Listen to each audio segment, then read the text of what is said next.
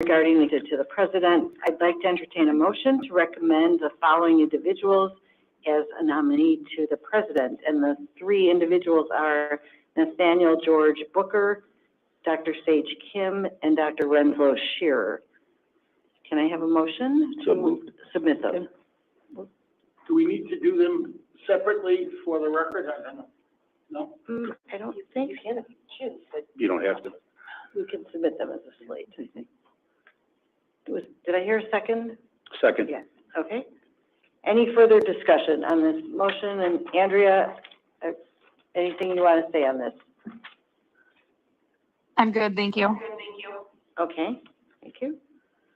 Okay, hearing no need for discussion. All in favor?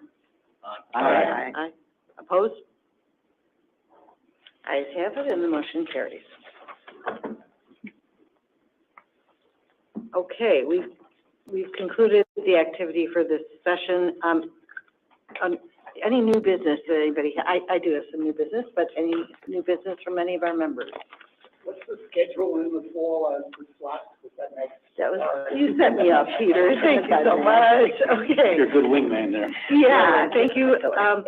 Okay, here's the future, our near future, friends. There are 3 terms that are expiring in the fall. So Robert Curry, Raul Garza, and Joe Harrington. So those will all expire in September and October.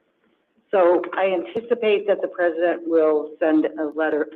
The normal functioning of this is that the president sends a letter to me saying that it's time to bring this group back together. I'm anticipating that that letter will come in April. I will write to her after this meeting and request that that come ASAP so we can reconvene. So expect to be hearing from us in the next month, certainly, to bring this group back together. At that point, we will need 12 names, right? No, we'll need 9 names, sorry. We'll need 9 names. I also want to mention that in 2025, we will have 3 other positions opening up. So a lot of the board is turning over, and the president's filling of Otis Story's position will happen in the next coming months, we assume. So this will be a really new board over the next year or so. So we have to think, I mean, all of us need to really comb our networks and think hard about how we fill these positions. And the chart that Debbie has given you, you can look up each of the members in case you don't know them. The folks that are leaving, you can see the skills that they have brought to this board, you know, especially the 3 that are leaving, Robert Curry, Raul Garza, and Joe Harrington. We don't know at this point if they want to be reappointed. So that will be an inquiry certainly for the president before we get back together again, because that may automatically be 3 people that we would recommend. Am I missing anything? Yeah, Peter. I have one question and then a question for the group. Do we know, you all are looking closely at the board, or the president is, and the balance and the skills on the board, et cetera. The sooner she can tell us what they're looking for in terms of replacement, and I suppose that means without giving away whether she wants to reappoint somebody or not, would be helpful. And then the second question I'd like to put to the group, whether to bring this to the president, and that is, you know, at the beginning when this board was created, we were very concerned about conflicts of interest and very concerned about having this be a voluntary board for the hospital. But at the time, we were trying to bring in a lot of the skills from the private sector to support counties. So there were clear conflicts of interest that were accepted because that's the skills we wanted. Dr. Ansel comes to mind from Rush, et cetera. To have a board that takes this amount of time with no reimbursement at all for committee work, for committee meetings, for board meetings, means that we are excluding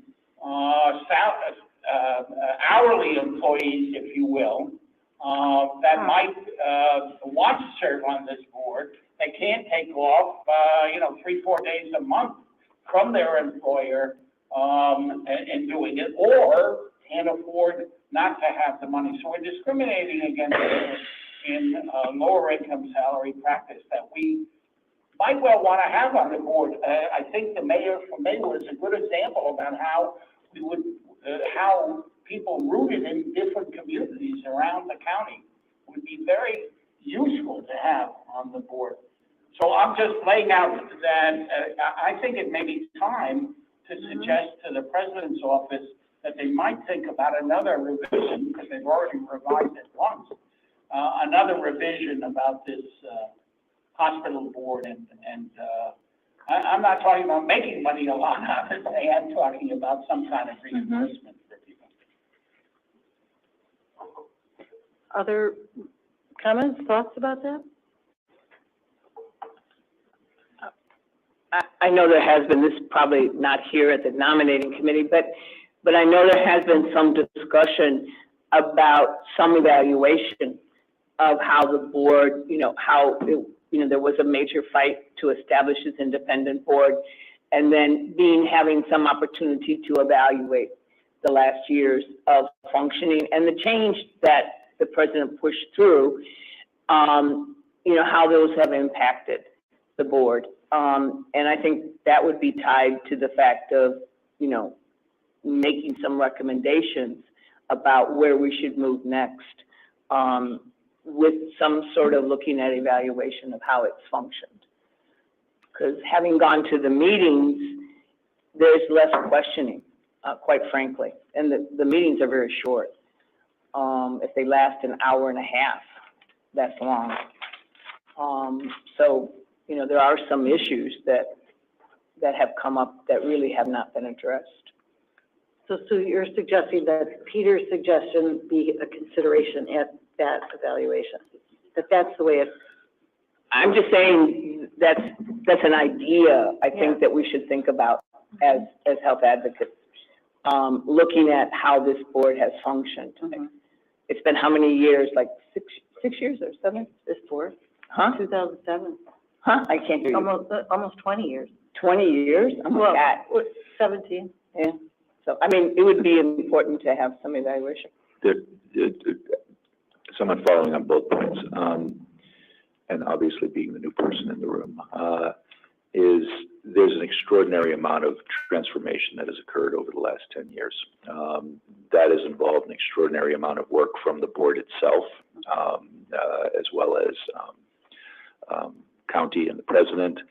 And in some sense, you look at a situation in which 1, 2, 3, 4, 5, maybe 6 people are turning over on the board. That's kind of something from a board generational inflection point. What also is another inflection point, and that is whether or not there may or may not be some change at the top of governance of the county itself, right? And so that sort of check-in on where it's been and how it's evolved. You put it in terms of functioning. I think a perspective on how that function has evolved, what the perspective is of some of the people who have gone off the board. The only reason I'm offering right now, this literally being my first substantive meeting, is I've had a lot of conversation with Hill Hammock, who was the president who headed the board for quite a long time, got his perspective on it, and he would very much agree with the suggestion, both of these suggestions, that there sort of be an examination or reassessment as to whether or not the composition of the board is actually spanning all of the perspective that is needed in this now evolved generational moment, and how it's functioned and the challenges that it has faced, and the limitations based on composition and otherwise in recent years.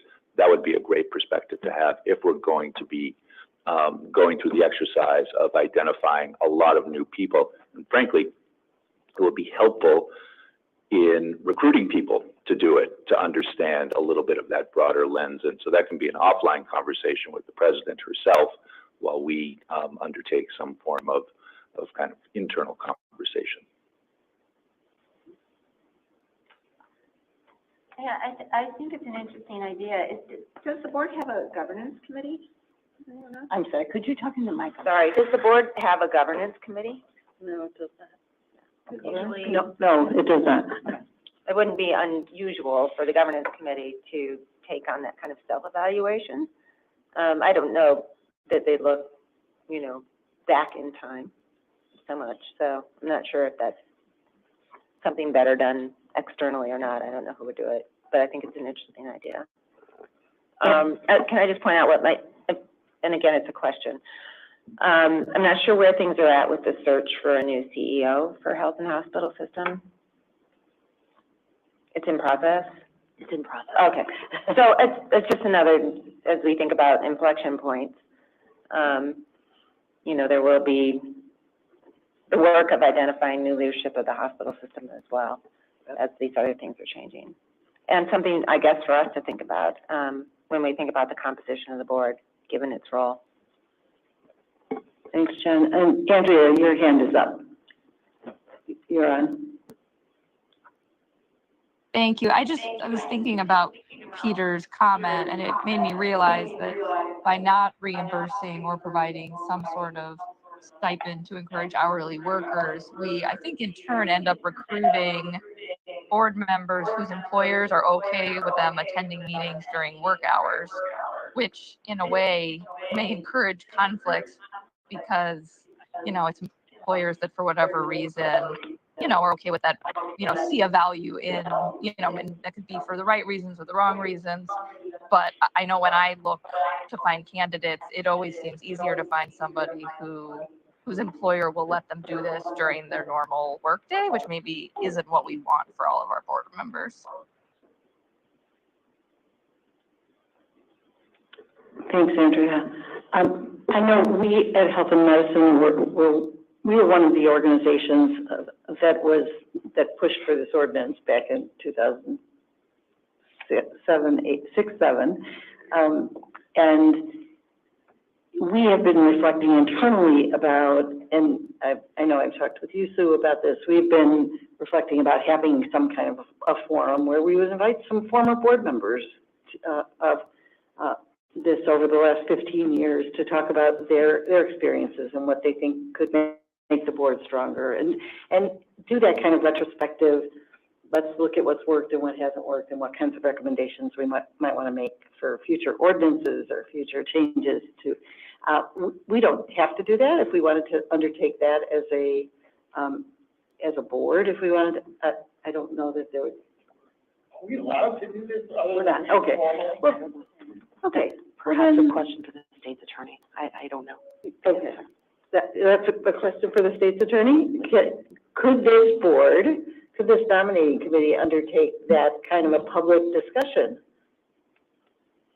The public discussion being exactly a what? reflection on what's worked, what could strengthen this board, what changes might be needed. In other words, in a formal meeting session? I wouldn't think so. Maybe as a public meeting. I guess we'd want an answer to both ways to that. Would it have to be public, and if it and could it be informal and closed? I'd have to look into it. I don't want to make a guess right now. It's a very lawyerly answer. Like a lawyer, they never say anything. The ordinance is very, Well, against these activities, that's why I asked. the board has, the reason I am hesitant right now to answer is that the committee has such power given to it by ordinance. And so in the first instance, if the ordinance doesn't refer to that, I'm not saying that the committee can't do it, but then it gives me hesitation.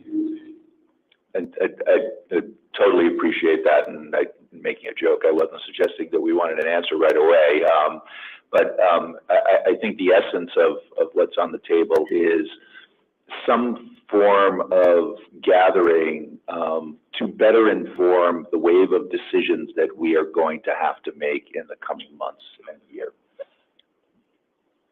I understand. I think also to these points, I'd be curious to know, I'm sorry. is there any exit interview when these board members roll off? Because it'd be great to have this meeting that we're talking about and get the feedback from former board members, but it's also good to get it when it's fresh, to get that kind of feedback and information as people are just leaving the experience. To your point about a governance committee, I don't know what the right mechanism is for that, or maybe somebody's doing it already and we just don't know, but I think we should think about that. I think that's a great idea, Jen. As far as I know, that isn't happening, but I might not know about it. But I've never heard of that from any of the board members that I've talked to, so. All right, so maybe we should wait for an answer from the state's attorney. It may be that this is outside the scope of this nominating committee. I am still interested in health and medicine looking into this. There may be other groups that are interested in it, and we'll wait for the answer from the state's attorney. I think we could talk about it, and I mean, one question, we could, put a proposal, or there could be something written that may help the lawyer decide. But one thing is for us to host some kind of public meeting with specific invitees to come and speak to us. I mean, that's one idea that could happen about what, and ask some very specific questions. So I think if we write out something or, have a sort of a framing of what we would like, and different organizations health and medicine could do something quite different, or build on a public hearing. But we can give public comment, so I don't know, about the idea, and then also making sure that you invite certain people to come. Then you get into the power kind of dynamics, but. Individually, we do this anyway. We talk to people. Yeah. We solicit perspective, past, current, future. We talk to people in community, and actually, what's appealing to this is it sort of marshals into sort of the body as a whole, what it is that we're doing individually, but we don't necessarily have the context in the context of a sort of technical meeting to go through candidates to actually talk about in a bigger way. I'm sure there are things that we could figure out to do ourselves to help us with sort of the broader framing perspective of a moment, rather than rely upon each of us individually. But yeah, let's definitely see what we can do. Could we ask the chair of the committee to explore with the president to explore what would be the best modality that they would be interested in? Because obviously there's both a legal component, a political component, as well as a variety of other things. And I would not like to get tripped up where people are worried about one or another component of that, to raise both of these questions in evaluation of what's been going on, and also to consider reimbursement for board members.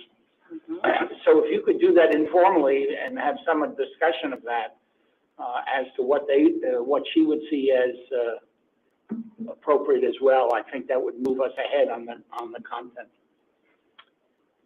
I'm happy to do that, Peter. I think that if we want to get input from people before our next meeting, where we're going to be trying to select people, then we might want to have something happen sooner. So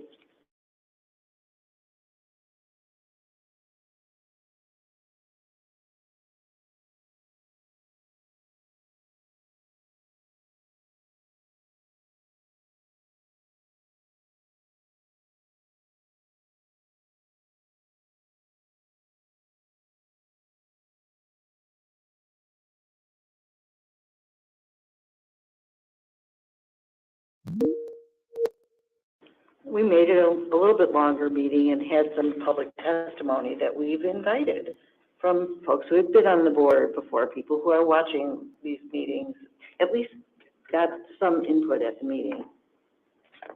But many of us are getting in our informal conversation. Yeah, I think that would be great. I think that it would give us a collective context that would be helpful. And we can, I guess, have the informal discussion to make sure that it's, okay, because if it's a public meeting, then that takes a different approach and we want to make sure we're within our charge. And as long as we didn't convene any time around the Democratic National Convention, just on the street. Oh, I think we should do it August 1st, Yeah, nothing in August. Okay, just one other thing on the topic. I know that in the past, when we've been, convening and trying to source candidates, we got input from the president, but also, from the chair of the board, I think Phil, actually. So that would be an additional important perspective to have, that, you know, from the chair of the board, you know, what he sees as needs, now and in the future for board membership. And I believe we could just ask him directly. Send us a letter. He did. Oh, so sorry. But not on the larger global subject of. But just for this position, for this candidate. So, Mr. State's Attorney, is there, anything that would prohibit us from inviting people we know who maybe have been on the board or observers of the activities of the board to come and present public testimony at our next meeting about their perspectives? I think we should have certainly- some, well, you're gonna have the lawyer answer, but also I think we should have some outline of questions that we may want to try to pull together. I have to try to look into that. Obviously, the ordinance is silent. The ordinance is silent on a lot of things. It doesn't mean that silence doesn't necessarily mean you can't do something. As I sit here right now, it doesn't seem like a bad idea, but I just want to be able to research it some more. Okay, then why don't you do that, and let me know. We're not gonna convene this group for another month or so hopefully we'll have some instruction, then I can get something out to let everybody know, yes, we can do this, here's some initial thoughts about questions that we might So ask, and, a the framework. the question really is whether the board, the committee, I'm sorry, the committee can meet in public session, invite public comment for the purpose of Guiding our work. guiding the board so that it can be guiding the committee so that it can do its function more efficiently, more intelligently, so to speak. Yeah, Am I? more Yeah, effectively. yeah, more effectively. Yeah. But please save us from the decision of whether we're going to operate from permission versus forgiveness. Yeah. I'm not on that journey with y'all. I'm telling you that now. So I will wait to hear from you and then communicate to the group on this, okay? Okay, any other new business, folks? At the risk of being pushy, I don't want to lose the question of reimbursement in the question of evaluation, et cetera. So, just a little space on that, because that clearly reimbursement will need a county ordinance, or will need a manipulation of it, so that has to go through the president's office. So Peter, Yes. you're asking for that to be sooner, but let's not wait for this. Just to begin to explore that question Yeah, with them, of where okay. they would stand on it. Yep.